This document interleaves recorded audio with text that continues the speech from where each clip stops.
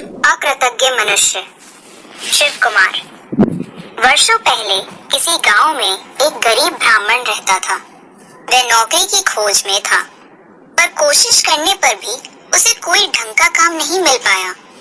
गरीबी से तंग आकर ब्राह्मण ने घर से बाहर जाने का निश्चय किया। दूसरे ही दिन सुबह वह अपने बीवी बच्चों के जागने से पहले ही चुपचाप घर से निकल गया। पर वह जाए तो कहाँ जाए? आखिर उसने एक राह पकड़ी और चल दिया। चलते चलते वह एक घने जंगल में पहुंचा। वह थक कर चूर हो गया था। भूख प्यास से उसका हाल बेहाल था। वह प्यास बुझाने के लिए पानी की खोज करने लगा। आखिर उसे एक कुआं दिखाई दिया। उसने कुएं के पास आकर भीतर झांका। देखता क्या है कि कुएं के भीतर एक शेर, एक बंदर, एक सांप और एक आदमी गिरे हुए हैं।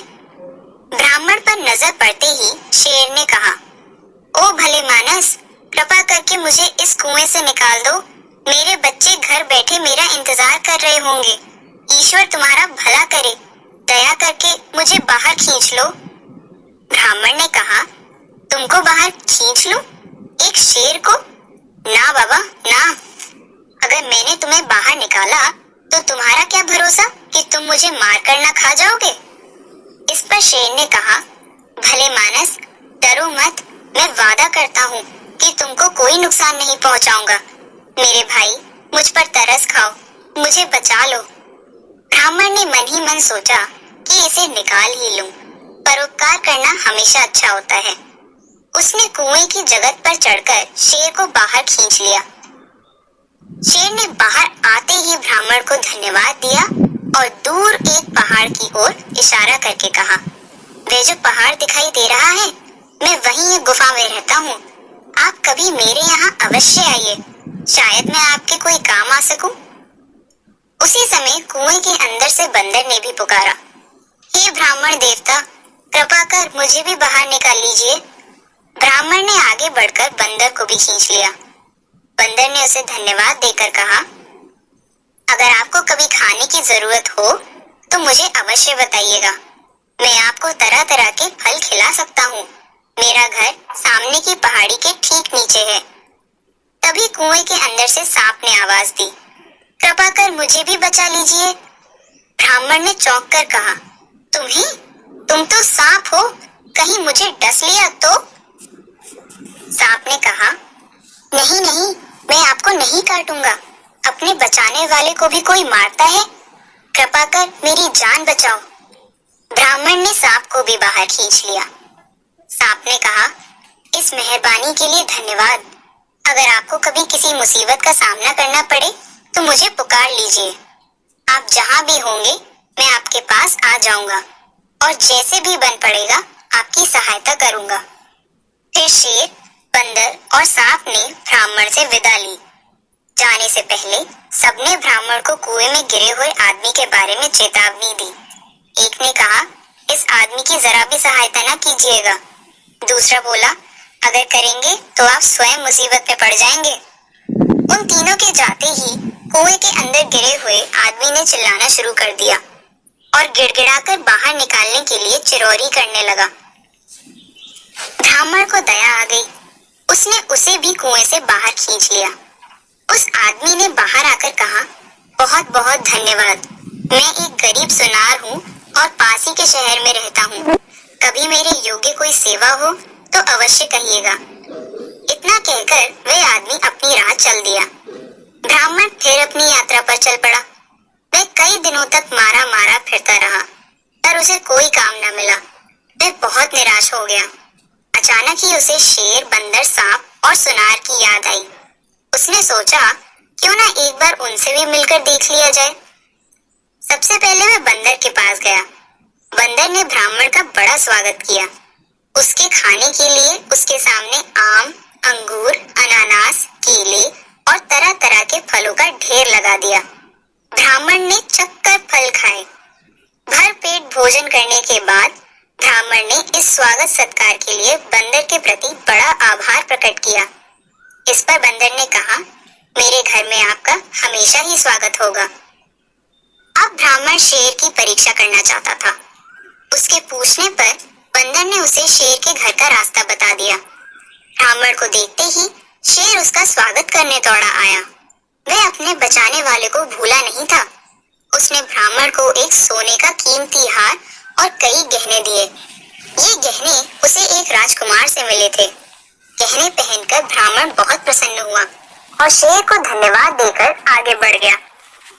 रास्ते में उसने सोचा, आखिर मेरी यात्रा सफल हो ही गई। मैं इन गहनों को अच्छे दामों में बेचकर घर लौट जाऊंगा। मुझे वापस आया देख मेरी पत्नी भी खुश हो जाएगी। गहने बेचकर खूब पैसा मिलेगा और फिर तो हम सुख के दिन बिताएंगे। मगर गहनों को बेचा कहाँ जाए? तभी उसे सुनार की याद आई। वह सीधा सुनार के घर की ओर चल दिया। ब्राह्मण को देखकर सुनार बहुत खुश हुआ। उसने ब्राह्मण से पूछा, आपका यहाँ आना कैसे हुआ? मैं आपको एक कष्ट देने आया हूँ। मेरे पास कुछ गहने हैं। मैं चाहता हूँ कि आप इन्हें बिकवा दें। ब्राह्मण ने कहा। सुनार हार और गहने लेकर परखने लगा। फिर उसने कहा, इसमें कष्ट की क्या बात है मित्र? मैं आपकी सहायता अवश्य करूंगा, लेकिन इस बारे में पहले एक और सुनार की राय ले लेना अच्छा होगा। आप कुछ देर आराम से बैठिए, मैं अभी उससे मिलकर आता हूँ। सुनार ने अपनी पत्नी को बुलाया और मेहमान का आदर सत्कार करने को कहा और स्वयं गहने लेकर बाहर चला गया। गहने लेकर वह सीधे राजमहल में पहुंचा। उसने राजा से भेंट की और उसे ब्राह्मण के गहने दिखाए। उसने कहा, महाराज, ये वही गहने हैं जिन्हें मैंने राजकुमार के लिए बनाया था। एक आदमी इन्हें बेचने के लिए मेरे पास लाया है। मैं उसे अपने घर बैठाकर ये गहने दिखाने आपके पास दौड़ा आया हूँ। ये देखकर राजा को बहुत गुस्सा आया। उसने कड़क कर पूछा, कौन है वे? उस बदमाश ने मेरे बेटे की हत्या कर गहने छीने हैं। सुनार ने कहा, महाराज, वह एक ब्राह्मण है और अभी मेरे ही घर में बैठा हुआ है।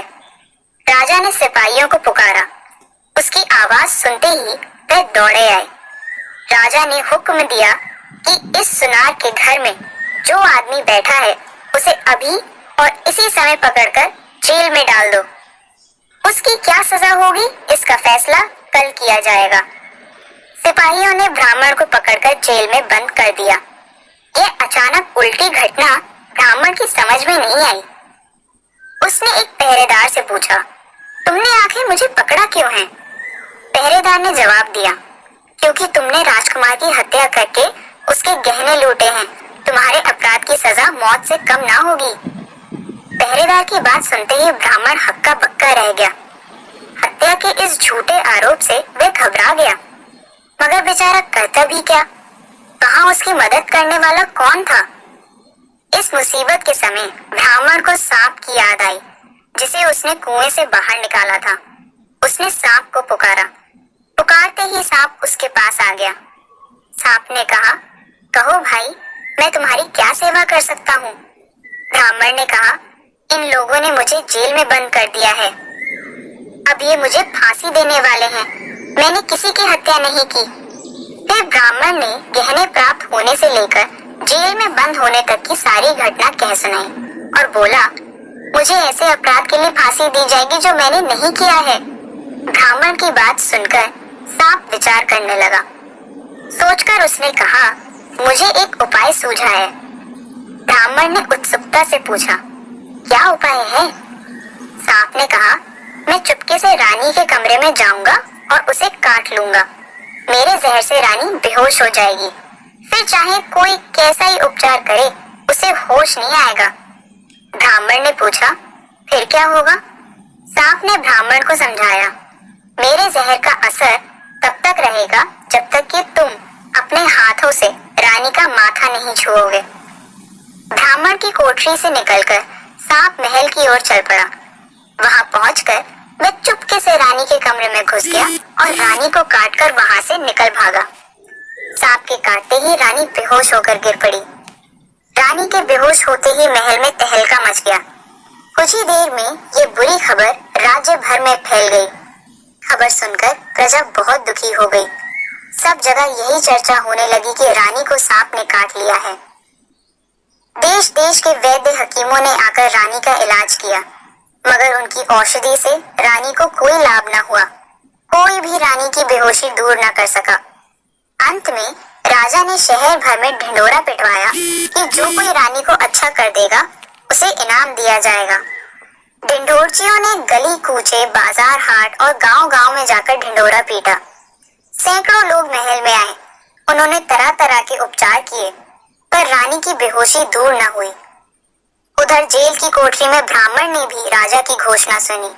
उसने पहरेदारों से कहा, मुझे राजा के पास ले चलो, मैं रानी की बेहोशी दूर कर सकता हूँ। पहरेदार ब्राह्मण को राजा के सामने लाए। राजा ब्राह्मण को रानी के पास ले गया। उस समय रानी अपनी शैया पर अचेत पड़ी थी। सांप के जहर से उसका सारा बदन नीला पड़ गया था। ब्राह्मण धीरे से रानी के पास गया और अपना हाथ रानी के माथे पर फेरने लगा। ब्राह्मण के छूते ही रानी उठ बैठी। उसके शरीर का नीलापन लुप्त हो गया और चेहरा फिर पहले की तरह सुंदर हो गया। रानी के स्वस्थ होने की खबर सुनकर देश भर में खुशी मनाई जाने लगी। राजा की खुशी का ठिकाना ना रहा। राजा ने ब्राह्मण से पूछा, तुम कौन हो? तुम्हें जेल में क्यों रखा गया है? ब्राह्मण ने दुखी स्वर में उत्तर दिया, महाराज, मुझे एक ऐसे अपराध के लिए जेल में बंद कर दिया गया है जो कि मैंने किया ही नहीं है। राजा ने चकित होकर पूछा, वह क्या है? इस पर ब्राह्मण ने राजा को घर छोड़ने से लेकर जेल में बंद होने तक की सारी कथा सुना डाली। सब कुछ जान लेने पर राजा को सुनार पर बड़ा गुस्सा आया। उसने सिपाहियों को आदेश दिया कि उस अकृतज्ञ आदमी को फौरन पकड़ा जाए और उसे उसकी करने की सजा दी जाए। राजा को भोले भाले ब्राह्मण को बिना बात सजा देने पर बहुत दुख हुआ। उसने ब्राह्मण को 1000 सोने की मोहरें और एक अच्छा सा मकान पुरस्कार में दिया। ब्राह्मण ने अपनी पत्नी और बच्चों को भी वहां बुला लिया और सब लोग खुशी से रहने लगे। कहानी समाप्त।